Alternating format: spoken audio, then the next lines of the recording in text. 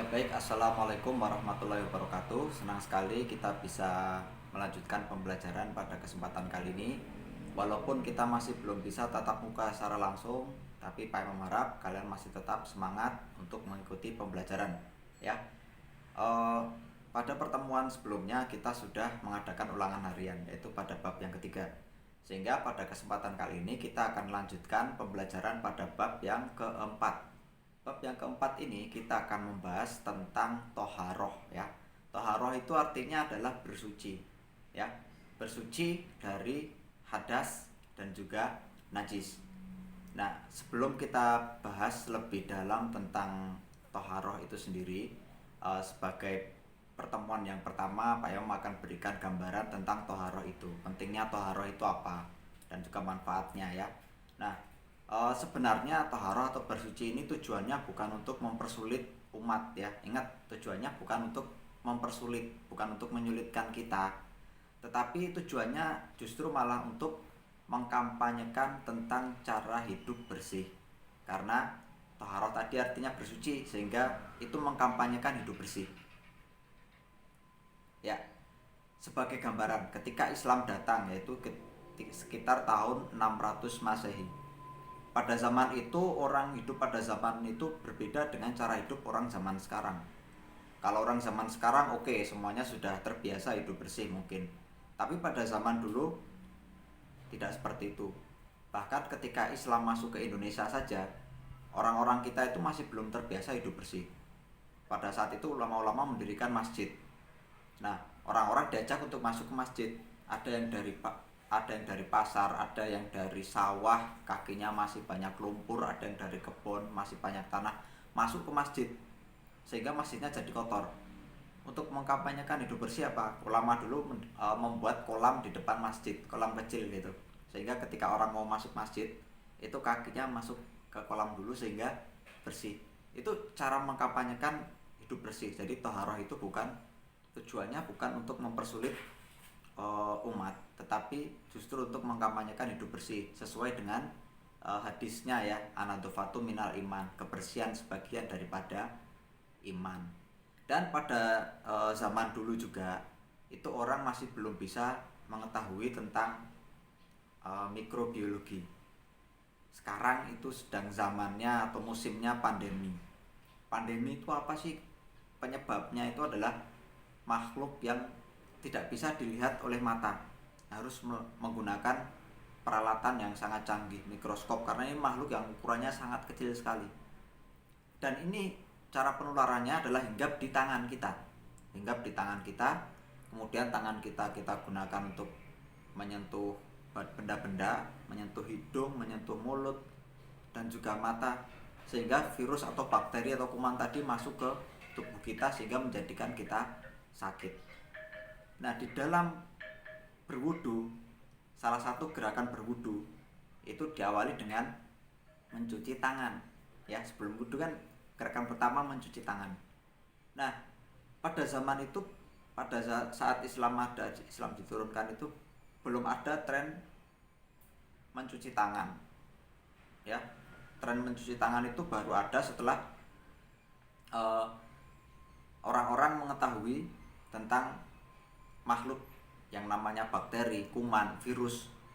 Orang bisa melihat itu dan ternyata bakteri itu nempelnya di tangan dan itu menyebabkan sakit. Baru orang-orang itu disuruh untuk mencuci tangan, diimbau untuk mencuci tangan, terutama menggunakan sabun kalau sekarang, karena virus semakin lama semakin ganas.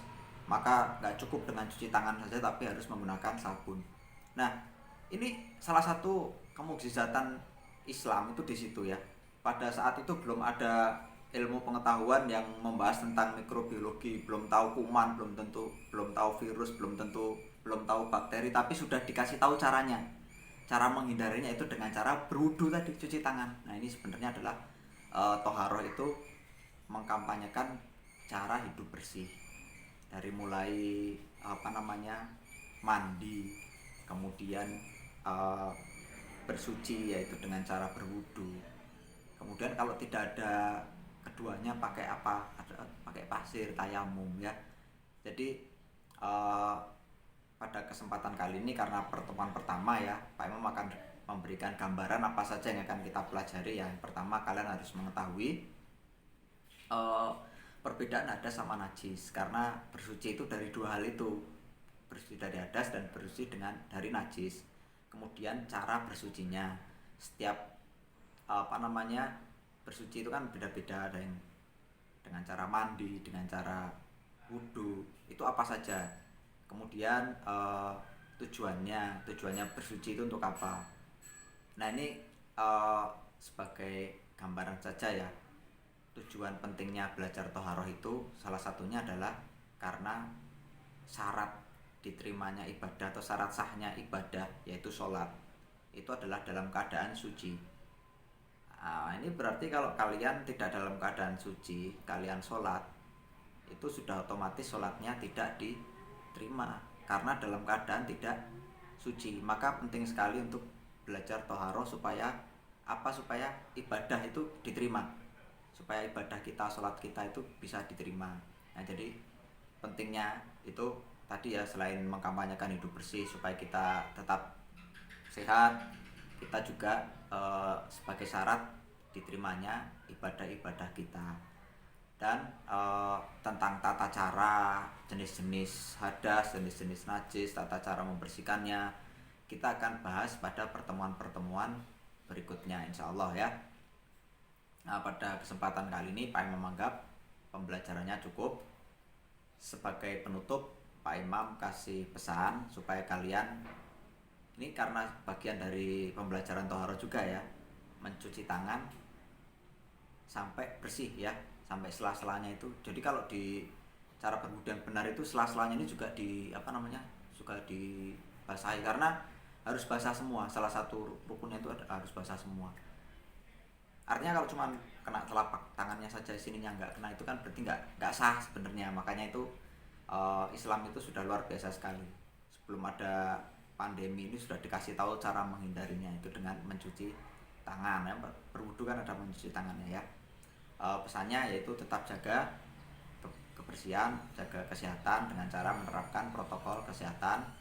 Jangan keluar rumah dulu kecuali dalam keadaan yang sangat penting, dan kalau terpaksa keluar rumah, gunakanlah masker terlebih dahulu dan juga menjaga jarak ya, supaya kita segera bisa keluar dari pandemi ini dan bisa melakukan pembelajaran tatap muka lagi ya. Sekian pembelajaran pada kali ini, kurang dan lebihnya mohon maaf. Billahi taufiq wal hidayah. Wassalamualaikum warahmatullahi wabarakatuh.